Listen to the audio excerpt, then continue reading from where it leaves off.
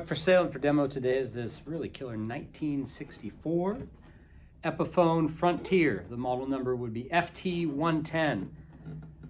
This is essentially kind of like the Epiphone equivalent of a Gibson Dove. Why is that? Well, you got the big decorative pick guard, the Frontier, of course, with the cactuses, kind of a Texas style or Old West style, but it's got the spruce top with flamey maple back and sides. Not the best lighting to see the flame, but you can see maple back and sides. And if you look inside, you can definitely see in the sound hole that it's maple. Now, maple does give a little bit different tone than, say, rosewood or mahogany. I would say, in general, it gives it a brighter tone. It's still quite deep and full. At least on this example. Sometimes maple can sound a little thin. This one doesn't. It's got some nice meat to it as well. I love this model. Oversized pick guard, just looks so cool with these decorations on there. This one has the adjustable bridge on it, which with ceramic saddle, I think usually pretty consistently sounds very, very good.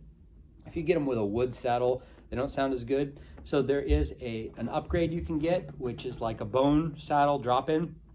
A lot of people prefer that. So I just got it set up. It's got just a tiny bit of fret wear, not bad. The action is real nice. It doesn't need a neck reset. It's very much good to go. So it's a square-shouldered dreadnought, meaning that it comes off the neck joint. The shoulders come out like a square as opposed to the slope on the J45, which is what's happening at this point. No bracings needed to be addressed on this. They were all solid. The only thing, aside from the setup that I had done to it, is over time, these pick guards shrink. And what can happen is just slight little hairline cracks will develop along the edges. It happens on Martins, very common here, and on Gibsons, on these Gibson-made guitars, because the Epiphones were made by Gibson in the 60s, happens along the edge of this pick guard. So there's a little crack here and right there that have been sealed up very nicely. And another thing we went ahead and did was we removed the pick guard and re-glued it. Now you might say, why do that? Because doesn't that change the originality? Well, no, not really, because it's the original pick guard on here. The reason is, as they shrink over time, the way they were originally mounted, that will continue to shrink and pull on the finish and on the top, and more cracks can develop.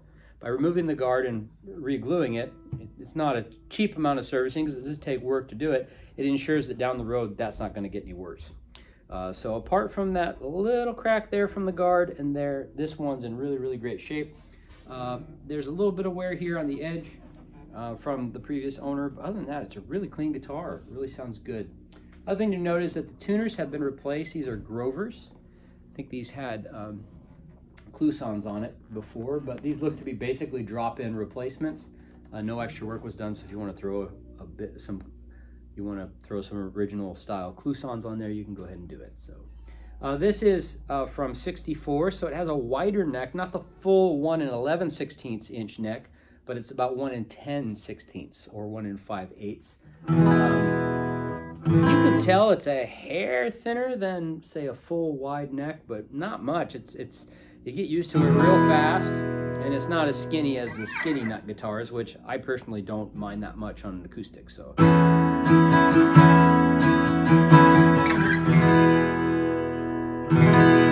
yeah, it's a model I really like. I wouldn't mind keeping it, but I've just got enough guitars. So stuff I get, gonna be in a selling mood this year, I think. Definitely has the Gibson sound with that kind of chunky attack, thick sound. Oh, I should say we also had the bridge re-glued because the bridge was coming up a little bit. So anyway, all that's been done. It's set up, ready to go. It's a 1964 Epiphone Frontier. Such a cool model. Now, the case it comes in, it's not the original case. It's a Japanese case, but it has the Gibson-style marigold colored lining, which I think looks very nice. The case, one latch needs to be repaired. The screws came loose on the center latch, but the ones on the top and the bottom work. And one hinge needs to be re-glued. So it's a serviceable case, it works, but you know, the piping shrunk, so it's pulling off the edges of the case. But I'm going to go ahead and sell the guitar in the case that I got it in. I'll make sure it's packed very carefully and everything's secure, but you may wish to address those things with the case.